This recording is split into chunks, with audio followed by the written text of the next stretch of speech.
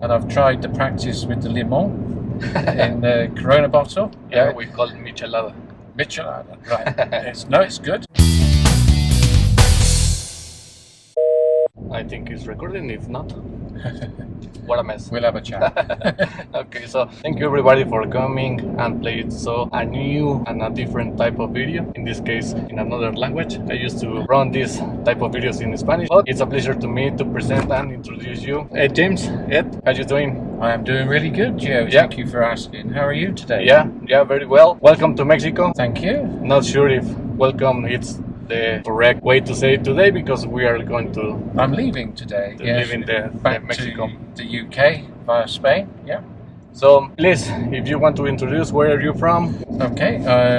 James. I'm from the UK. I was born in Bristol. I live in Manchester now. Okay. In the north of England. I'm married to Tracy, and I've got a daughter, 22 years old. Her name's Olivia, and she works in the beauty industry.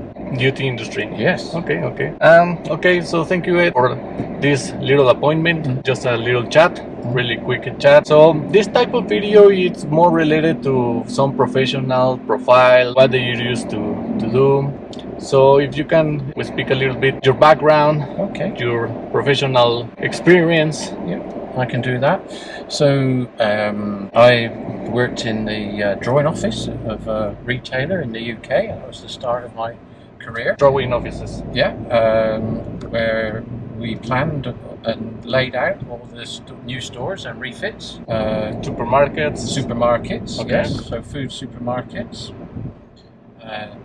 It was my job to make sure that all of the products were all in the right order, the right amount of space, that everything fitted in when you went to install it. So that often meant having to go to site and take accurate measurements of the store or the shell if it was a new store, and then lay out the refrigeration, food shelving, the canteen, the training rooms, with all their furniture and all their equipments. So do you need some specific type of studies or training to make those layouts? Yes, we had some basic principles. It was very much learn on the job. It wasn't something that you could be particularly taught. I had a good mentor. I was working with him and for him, and he imparted a lot of knowledge to me I've been able to use throughout my career. Having drawn stores for many years, I then became a project manager for the refits and fitting out the stores, and travelled the UK. How many stores do you lay out?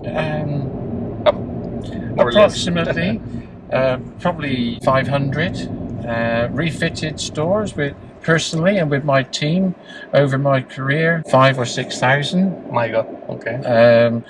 Varying in size from 100 square meters to 10,000 square meters. Different kind of formats. Very much so, yeah, from local stores to hyperstores with a full assortment in them, not just food, all household items, paints, clothes, housewares, settees, curtains, you name it. Yeah, the full assortment. And over time, I got promoted and ended up with project managers working for me. Okay. Had national accountability for refits at Summerfield in the UK. Spent some time in London with a discounter doing a similar role for them. And then more recently I was in Tesco, where I was head of contract services. So I had a team of people and we were responsible for the full suite of contracts that were needed to maintain our extra stores right down to our express stores. I had a team of 9 in the UK. I also had a team of 100. How difficult is to have too many people on the same team, or is it different teams, or? No, they were a pleasure to manage by and large, and it's easier if you're managing people that are doing similar roles. Okay. It becomes more complex as it did later in my career, when you manage a team that do various things. So whether that be contract management, technical services bureau, EAM administration, because they all have different and potentially conflicting objectives. Cuidado, bache en el camino más adelante. So we used to process 2 million work orders a year. 2 million work orders per year. Yes. In an automated system or mixed? Mixed. Some were auto-dispatched out because they were on comprehensive contracts and that the assets were of a critical nature. So things like refrigeration, hot water, bakery ovens, petrol filling pumps, all of those fire alarm systems were all automatically dispatched. The stores didn't need to call in. And in your experience, and that's why you are here in Mexico, is too many difference between the UK retailers and the Mexican retailers? In principle, no. I think there's a great opportunity in Mexico to get more out of their asset management system and remote monitoring. Definitely. And automating a lot of the processes that are very manual at the moment. I think that would speed up getting things fixed for the stores, reduce downtime for store colleagues. Everything will be working more frequently, and if it does break down, it's fixed quicker. Most retailers in the UK have a linked system where they can, the monitored assets can dispatch work orders. They're able to create work orders with a single press of a tile, a bit like you have on mobile phones these days with apps. You can create a work order just by pressing that app for a lift that's broken down. And in your experience, what is the principal challenge for the retailers to move that manual process to an IoT solution and digital solutions? I think the thing that gets in the way is will and fear of making the change. It was similar with both companies that I implemented that way of working in the UK. Change is always difficult for colleagues. Yeah, definitely. They are worried about their job, they have mortgages to pay, they've got family to feed, and they think that perhaps this automation might reduce the number of people needed to carry out those activities. And that may be true of some activities, but it does create more other ones. Yes, but more specific and more more technical jobs and more rewarding jobs. Exactly. So I think that you have to paint the story and let them understand why you're making these changes, because if businesses don't change, then they'll get left behind by the ones that do change. Yes, it's always the first resistance to a simple change or a high change. And people have this mental spring in their mind that a change is made, but this spring keeps pulling them back to where they used to be. And you end up, the change doesn't get implemented properly because people tend back to where they were comfortable. And you have to have a good message, good leadership if you're going to make that change sustainable and effective. Yes, definitely. Really understand that what you are doing and why is the change and how is it beneficial for your role and profile. You always have that barrier check, and make the job more rewarding, more interesting, and then people enjoy what they're doing and want to come to work and want to do a good job and want to hit the KPIs that the business has set out. So that's one of the reasons you are here in Mexico. What is your first impression to came here down in Mexico? When you say my first impression about the country in general, country, I think it's very busy, quite hectic. I live in the countryside in England, and it's nowhere near as busy as it is here in Mexico. And Manchester, the biggest city nearby, it's busy, but nowhere near as busy as here. I found the people friendly, energetic, keen to listen. Definitely. And take others' experience and knowledge, evaluate it, and think about how that can be used elsewhere, either in their business now or perhaps in the future. How many times have you been here in Mexico? I've been in Mexico City 6 times, and I've been to the Cancun Peninsula 3 times for holidays. Oh, really? Okay, from Cancun or just on Ribera Maya? Or River Maya, okay, yes. okay. And what's your impression for that part of the country? Because it Very seems different. to be different countries. It's flat, it's not as busy, very humid, and the mangroves around the hotel have, you know, interesting creatures and animals to see. The sea's good, the fishing's good.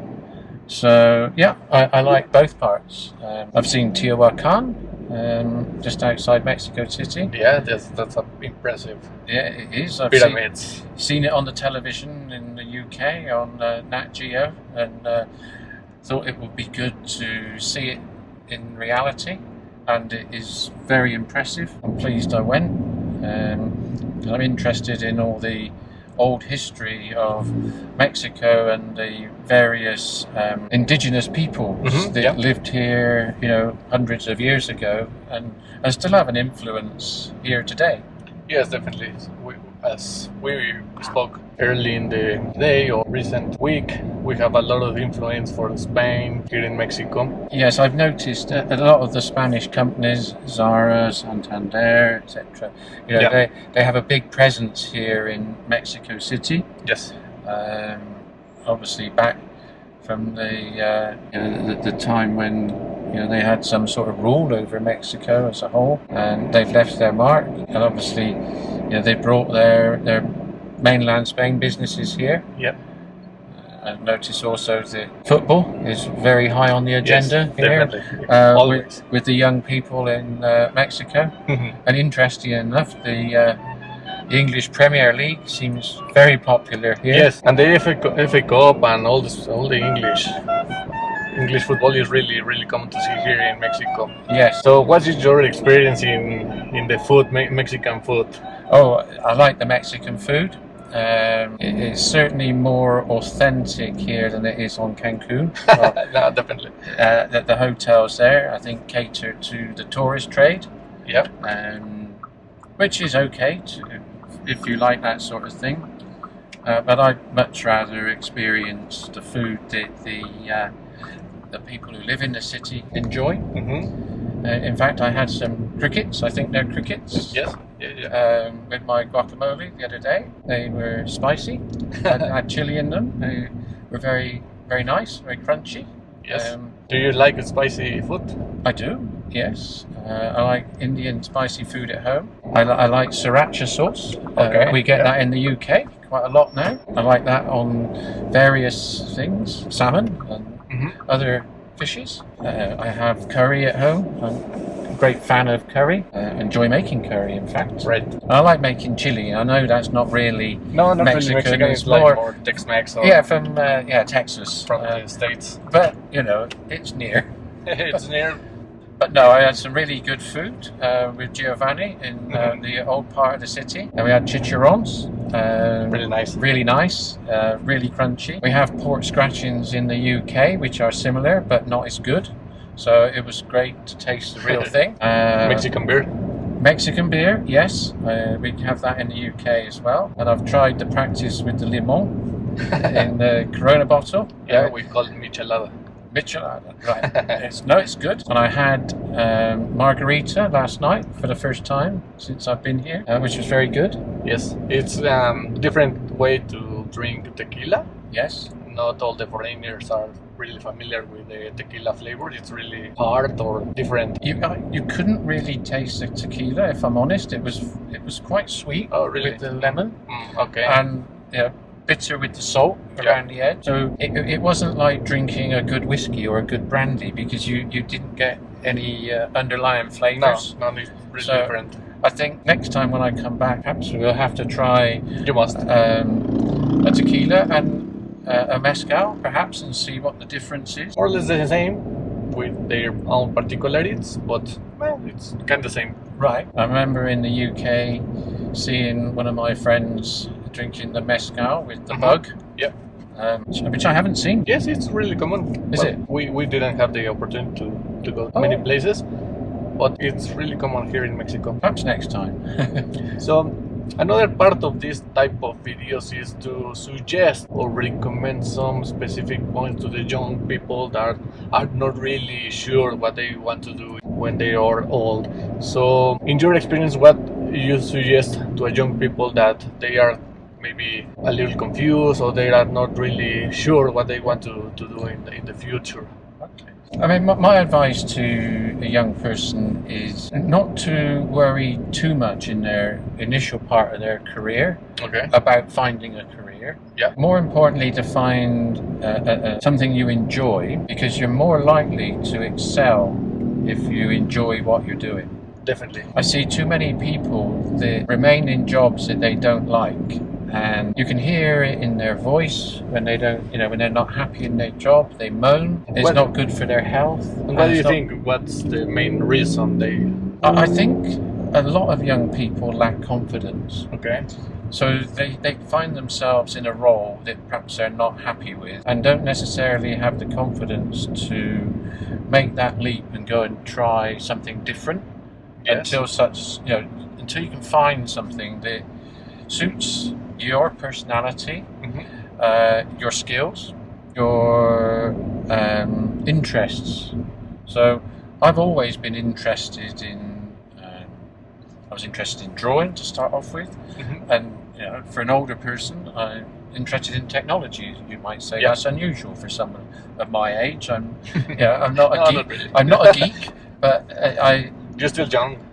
I'm interested in how technology can bring benefits both in efficiency but also into quality of life and business. Yeah. So, some people take a couple of years to find something that they enjoy and excel at. Yeah. Others take a more vocational role. So, if you're a nurse or if you're a doctor, you must enjoy and you must enjoy it and be passionate about it.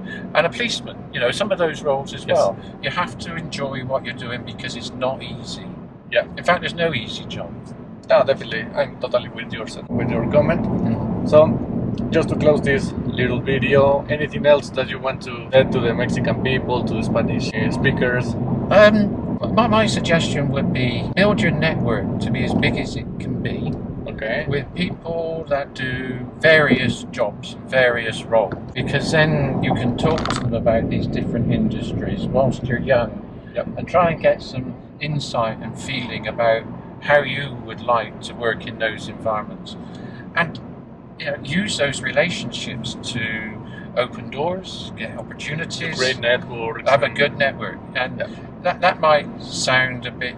Well, everybody says that, but in reality it works, and it takes a bit of effort, but once you've got that network in place, you need to work hard to maintain it, and it will bring benefits over your career. No, actually you learn a lot of other colleagues creating those networks. Yes. My experience with yourself is what's really good, because I learned a lot of things from your profile, working together along many months. Yes. So appreciate your time, appreciate any lessons learned, anything that you share with myself. Really appreciate. And just to finish this video, Ed, welcome to Mexico. You have your house here. You must return. I will. I will. As soon as possible. Yeah. Hopefully, in the middle of the summer in the UK, which is July, we should be back, and hopefully we can start the exciting DSR project. Yeah, definitely. And look forward to other new customers. Definitely. And we can learn from one another again. We will. So thank you, Ed. Thank you for accepting this appointment. Okay. See you soon, and speak to you later, guys. Bye. Thank you.